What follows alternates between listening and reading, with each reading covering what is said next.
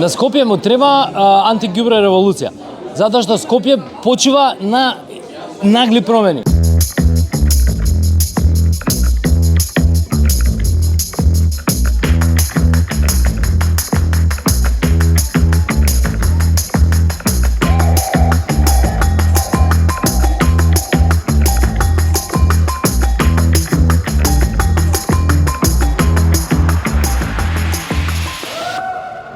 На Скопје му треба да се фокусира на 4 типови на одржливост. Економска одржливост, еколошка одржливост, социјална одржливост и културна одржливост. Јас би рекла дека Скопје треба да најде преса баланс, бидејќи некои работи многу може да стигаат, меѓутоа некои работи ги има и одвишок, ќе да речеме отпадот на пример. Треба паметен градоначалник тој што ќе дојде, не само он да го чисти градот, да прогласи недела на чистење, да ги ослободи.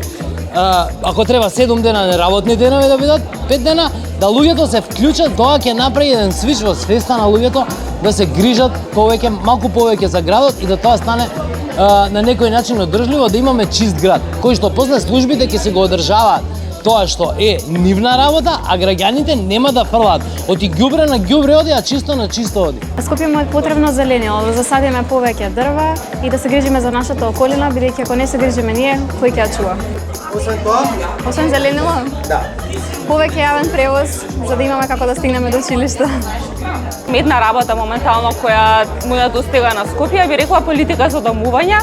Со ваква квалитетна стамбена политика би се ограничило градењето, би се градел квалитетен простор, што секако ќе се одрази на квалитетен живот за сите.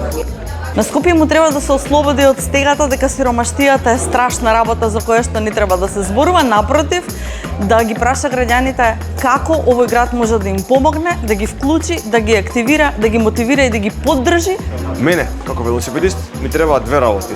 Првото е да знам дека секогаш кога тргам од една локација, можам да стигнам безбедно и глатко до другата локација, таму да го паркирам точакот и да можам да направам на тоа место што сакам, да имам целосната слобода во движење и во постоење. Дефинитивно ни требаат осветлени улици заради тоа што нашиве жени не се чувствуваат безбедни и треба да направиме се што можеме у наша моќ за да на нив им обезбедиме некое подобро животно искуство овде. Било кој странец, турист, млад, стар, машко, женско, дете, пензионер да земе точак свој позајми од градот изнајми, да се движи тој безбедно каде да сака и да стигне таму да го паркира безбедно, да може да врши својата функција, својата потреба на тоа место. Дефинитивно многу повише зелени површини, ни треба подобро менаџирање на отпад, ни треба воведување на концепт нула отпад со кој што 70% од отпадов ќе се елиминира или ќе се трансформира во нешто убаво, компост на пример. Сметам дека му требаат многу работи на Скопје, меѓутоа една која би ја издвоил е